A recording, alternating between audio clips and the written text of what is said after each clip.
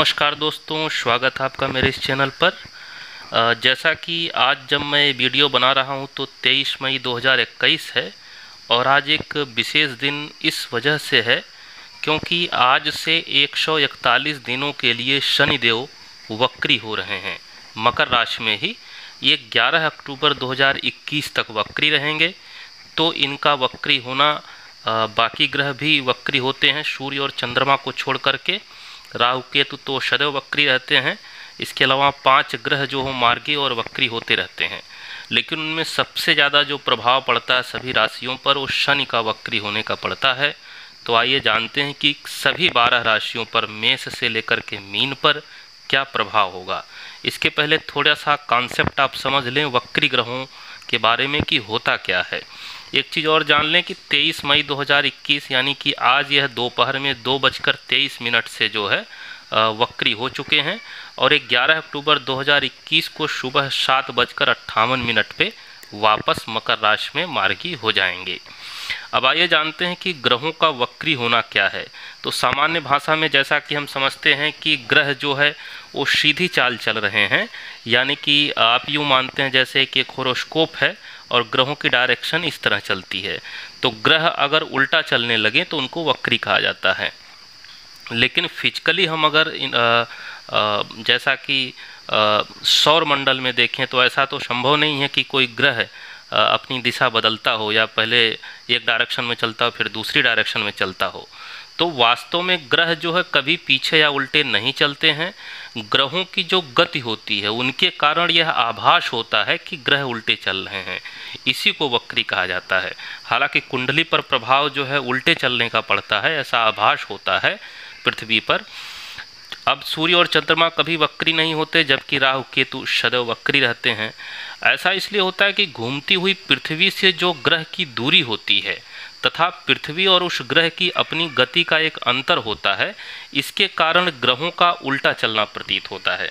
ये जैसे आप एग्जाम्पल से समझ सकते हैं, आप रेलवे स्टेशन में किसी ट्रेन में बैठे होते हैं और आपके पास वाली ट्रेन चलनी चालू हो जाती है, तो कभी कभी आपको लगता है कि हमारी ट्रेन चल रही है, हम जिस ट्रेन में बैठे हैं, तो ऐसा आभास होता है। ठीक ऐसा ही चूँकि हमारा ये सौर मंडल बहुत ही बृहद है और ऐसा आभास होता है कि ग्रह जो है उल्टा चल रहे हैं।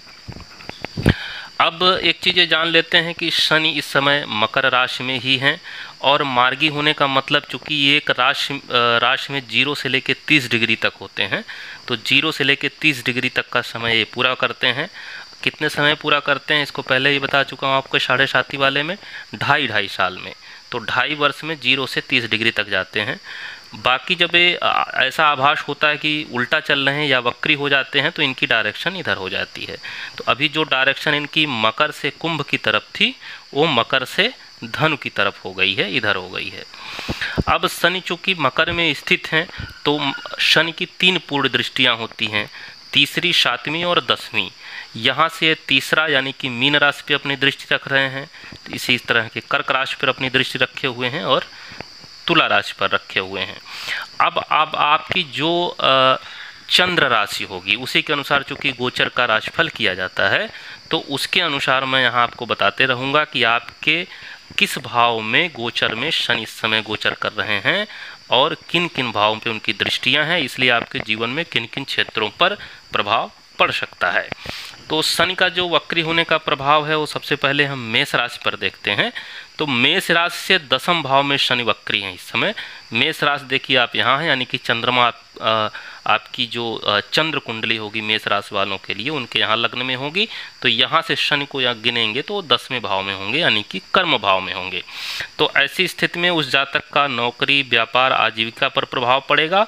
साथ ही उनके व्यय भाव, सुख भाव और वैवाहिक भाव पर उनकी दृष्टियाँ हैं।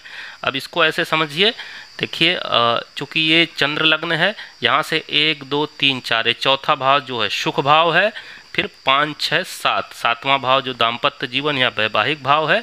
इसी तरह ये 12वां भाव जो है द्वादश भाव, यहाँ उनकी दृष्टि है। शनि यहाँ खुद विराजमान है, बाकी 3 राशियों पर वो दृष्टि रखे हुए हैं, यानी कुल मिला के 4 राशियों पर उनका इस समय पूर्ण प्रभाव है। तो मेष राशि वालों को व्यय भाव, सुख भाव और वैवाहिक भाव पर समस्या किसी तरह की आ सकती है, जैसे कि उनकी सुख में या माता को समस्या हो सकती है, सुख में कमी आ सकती है, दाम्पत्य जीवन में किसी तरह की समस्या आ सकती है। और व्यय भाव, हानि भाव में हालांकि शनि की जो दृष्टि होगी तो हानि को कम करते हैं। शनि का ये स्वभाव है कि वो जहाँ भी दृष्टि डालते हैं उस भाव के फल को या तो विलंब कर देते हैं या फिर उसको कम कर देते हैं।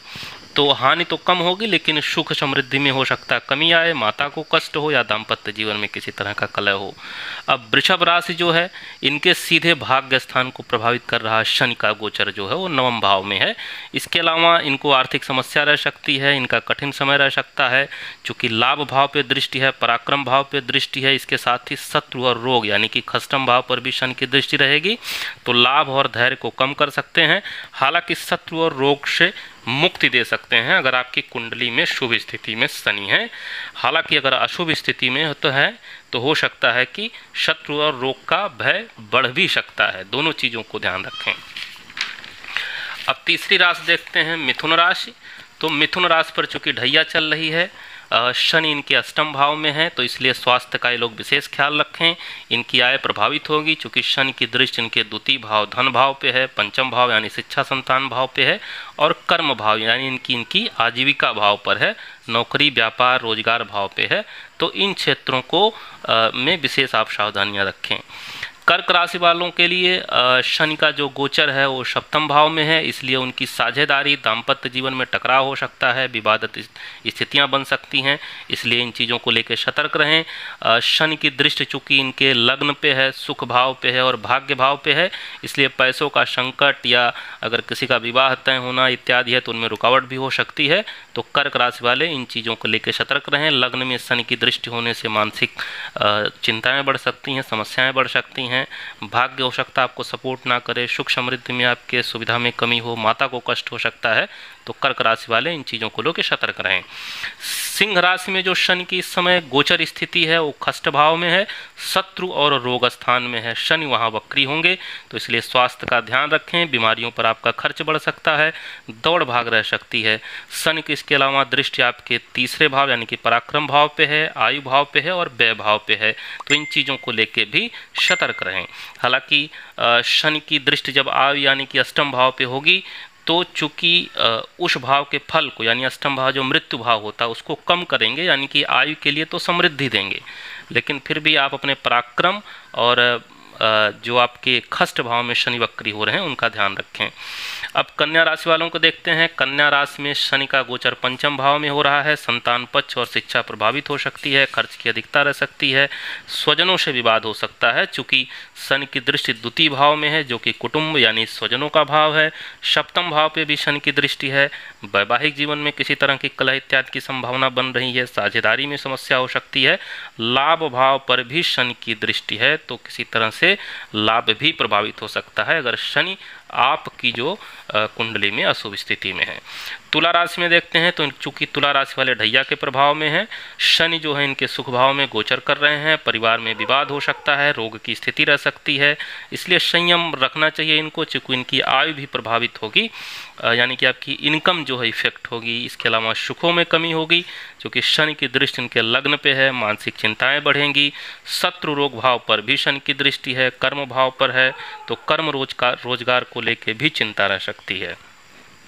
वृश्चिक राशि में शनि का भाव तृतीय भाव गोचर जो है तृतीय भाव में हो रहा है, तो उनके पराक्रम में निश्चित रूप से कमी आएगी। भाई बहनों से किसी तरह की विवाद की आशंका बन रही है तो इसको लेकर थोड़ा सतर्क रहें। कर्ज लेने की नौबत आ सकती है चूँकि शनि की दृष्टि पंचम भाव पर है, भाग्य भाव पर है और साथ ही साथ हानि भाव पर भी है। तो अगर आपकी कुंडली में शुभ स्थिति में है तो हो सकता है आपकी हानि कम करें, लेकिन अगर अशुभ स्थिति में है तो आपकी हानि या नुकसान को बढ़ा सकते हैं। अब धनु राशि वालों के देखते हैं। चूँकि धनु राशि वाले इस समय साढ़े साथी के प्रभाव में है तो इनके लिए जो शनि का द्वितीय भाव में चूँकि गोचर हो रहा है, जो इनका धन का भाव वाणी का भाव है, तो शनि की दृष्टि सुख भाव पे है, अष्टम भाव पे है, लाभ भाव पे है, तो इनको जो मुख्यतः समस्या आ सकती है, इनकी वाणी खराब हो सकती है, आर्थिक तंगी रह सकती है, संपत्ति को लेकर विवाद हो सकता है। इनको स्वास्थ्य को लेकर के सतर्क रहना चाहिए क्योंकि शनि सुख भाव में है तो उसमें भी कमी कर सकते हैं, अष्टम भाव में रह के समस्या कर सकते हैं और लाभ भाव पर दृष्टि है इनकी तो लाभ या तो बढ़ाएंगे अगर कुंडली में शुभ स्थिति में होंगे, या तो नुकसान पहुंचाएंगे। मकर राशि भी साढ़े साथी के प्रभाव में है और इनकी जो गोचर में शनि लग्न में ही है, तो निश्चित रूप से मानसिक कष्ट बढ़ाएंगे, रोग बढ़ाएंगे। पिता को कष्ट हो सकता है क्योंकि दसम भाव पे दृष्टि है, स्वास्थ्य में इनके गिरावट आ सकती है। इनका पराक्रम भाव दाम्पत्य जीवन और साथ ही साथ दसम भाव शनि की दृष्टि की वजह से प्रभावित रहेगा, तो इन क्षेत्रों को लेकर सावधान रहने की जरूरत है। कुंभ राशि चूंकि साढ़े साथी के प्रथम चरण के प्रभाव में है, शनि का गोचर इनके द्वादश हानि भाव में है, तो खर्च की अधिकता होगी, कर्ज लेने की नौबत आ सकती है, व्यर्थ भाग दौड़ रह सकती है। ऐसा इसलिए चूंकि शनि की दृष्टि धन भाव पर भी है, यानी कि द्वितीय भाव पे है, शत्रु रोग भाव खष्ट भाव पर है और साथ ही साथ भाग्य भाव पर भी है। मीन राशि वालों के लिए शनि का गोचर आय भाव में होने से इनकी आय प्रभावित रहेगी, खर्च इनको संभल कर करना चाहिए। शनि की दृष्टि लग्न पे है तो मानसिक चिंताएं बढ़ सकती हैं। 5वें और 8वें भाव में होने से शिक्षा, संतान और स्वास्थ्य को लेकर समस्या हो सकती है। तो इसके अलावा अष्टम भाव पे हालांकि एकादश भाव से संबंधित होने के कारण इनके आय के नए स्रोत भी खुलने की संभावना हो सकती है। तो ये सभी 12 राशियों पर जो इफेक्ट हैं किन किन भाव में पड़ेंगे। हालांकि आपको एक चीज़ बता दें कि चूंकि एक सामान्य फलादेश होता है, किन किन क्षेत्रों में आपको सावधानी रखनी है उसी विशेष के लिए है। हालांकि शनि का जो पूर्ण प्रभाव पड़ेगा आप पर वो आपकी कुंडली के विश्लेषण पे ही पड़ेगा कि कुंडली में शनि की स्थिति एवं दशा अनुसार कैसी स्थिति है।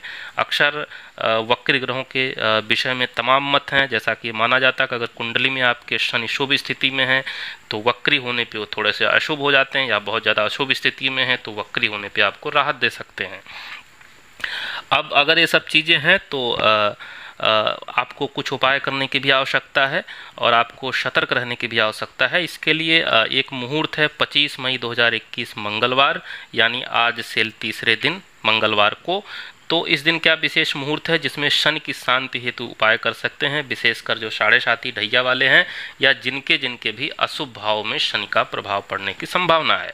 तो 25 मई मंगलवार को वैशाख की शुक्ल पक्ष की चतुर्दशी है। इस दिन स्वाति नक्षत्र भी है और चंद्रमा शनि की उच्च राशि जो तुला राशि है उसमें गोचर कर रहे हैं, इसलिए शनिदेव के लिए विशेष दिन है। इस दिन शनिदेव की अगर पूजा आराधना आप करते हैं तो वह विशेष रूप से प्रसन्न होंगे। इसके अलावा इस दिन मंगलवार होने से आप हनुमान जी की पूजा पाठ कर सकते हैं, उनको नारियल चढ़ा सकते हैं, उनको चोला चढ़ा सकते हैं। तो हनुमान जी की भी पूजा पाठ से शनि का जो दोष है वो दूर होता है। तो आप ये उपाय कर सकते हैं अभी प्रारंभिक तौर पे ही, जिससे आपको आने वाले 141 दिनों में जो भी समस्याएं हैं वो अभी से कम रहें या आप उसके प्रति सतर्क रहें। तो आज के लिए इतना ही। नमस्कार, धन्यवाद।